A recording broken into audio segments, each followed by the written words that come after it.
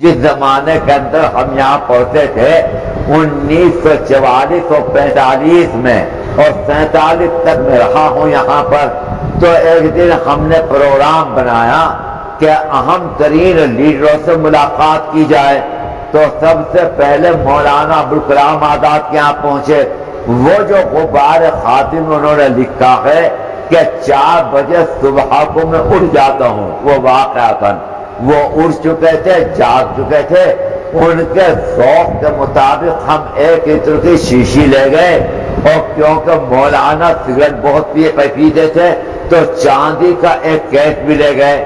تو مولانا غسل کر کے باہر آئے تھے، 2-4 منٹ تک صرف ہمارے ساتھ کھڑے ہوئے وہ، اور بچوں کے ساتھ کیا بات چیت کرتے، ہم بھی فقط ان کے دیکھنے میں، بلکہ حماقت یہ کی کہ جب ہم گفتگو کر کے بات چیت کر کے دیکھ کے گفتگو بات چیت تو درکنار، باہر آ کر ان کے دروازے کے آئینے میں سے انہیں جھانکنے لگے، یہ حماقت۔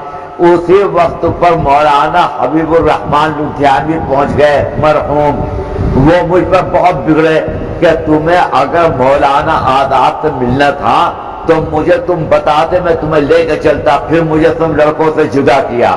اس وقت پر ہمارے ساتھ قاضی ارشاد حسین ارشد بھی تھے، طالب علم، جو حضرت مولانا سجاد صاحب مرحوم کے چھوٹے بھائی ہیں، اور ہمدرد خانے میں ان کے ایک اور رشتے دار تھے ادریس صاحب، اور بہت سے طالب علم۔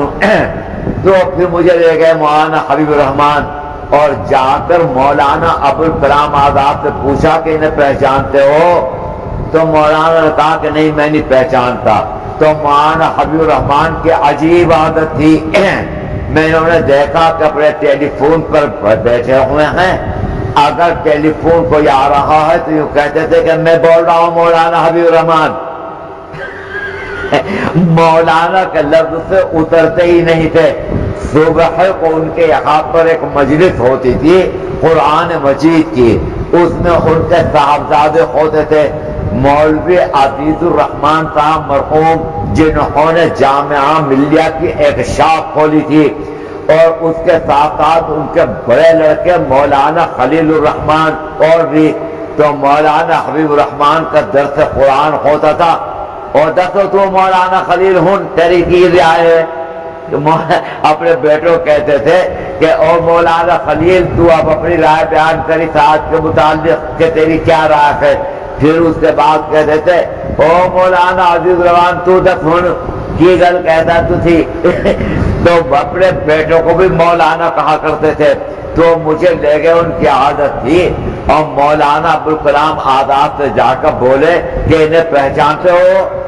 اپنے خاص انداز میں لب و لہجہ بہت ان کا عجیب و غریب تھا۔ تو مولانا ابوالکلام آزاد نے کہا کہ میں نہیں جانتا بھائی، پہچانتا نہیں۔ فرمایا کہ یہ امیر المومنین فی الہند، امیر المومنین حدیث کے صاحبزادے مولانا انور شاہ کے، ان کے سر پہ ہاتھ رکھو، فوری طور پر ہاتھ رکھو۔ تو مولانا ابوالکلام آزاد نے میرے سر کے اوپر ہاتھ رکھا۔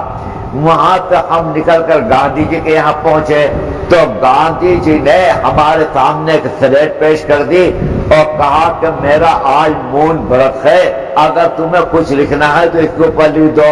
ظاہر ہے کیا لکھتے؟ وہاں سے نکل کر ہم جواہر لال کے یہاں پہنچے، وہ اپنی ایک رشتہ دار بہن کے یہاں ٹھہرے ہوئے تھے۔ تو جواہر لال کو ہم نے اس حال میں دیکھا کہ انہوں نے جاغیا پہن رکھا تھا اور ایک بنیان پہن رکھا تھا کھدر کا، اور اپنے چپل کے اوپر اپنے ہاتھ سے پالش کر رکھے تھے۔ ہمیں کرسیوں کے اوپر بٹھا دیا، خود نیچے پالش کرتے رکھے، اور ہم سے بات چیت کرتے رہے ہماری ہی سطح کے مطابق۔ یہ بات ہے، مطلب یہی کہ پڑھا کرو، پڑھنے میں بڑا فائدہ ہے، اس سے مستقبل چمکتا ہے، تابناک ہوتا ہے، فلاں فلاں۔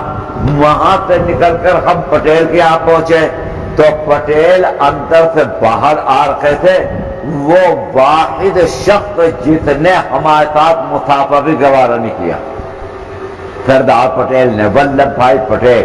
ہم پھر قائد اعظم کے رہائش پر پہنچ گئے، تو قائد اعظم کے ہلکی ہلکی سردی تھی، ان کا سیکریٹری باہر بیٹھا ہوا کچھ لکھ رہا تھا۔ تو ہم نے کہا کہ ہمیں قائد اعظم کو سے ملنا ہے.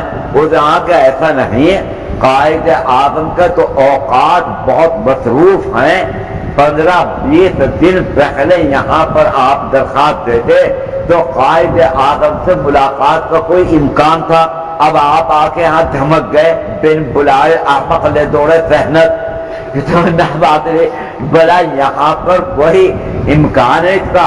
ہم ابھی یہ باتیں کر رہے تھے، قائد اعظم اندر سے نکل آئے، انہیں کوئی ضروری ٹیلی گرام دلوانا تھا تو قائد اعظم کے گلے میں آتشی گلاس پڑا رہتا تھا، عینک نہیں لگاتے تھے، اس آتشی گلاس کو اٹھا کر وہ تحریر کو پڑھا کرتے تھے. اب ہم تو سب کے سب کانگریسی تھے، ٹوپی اوڑھ رکھی تھی تمام کے تو وہاں سے ہم نکلے عجیب و غریب انداز کے اندر نکلے. یہ پہلا تاثر تھا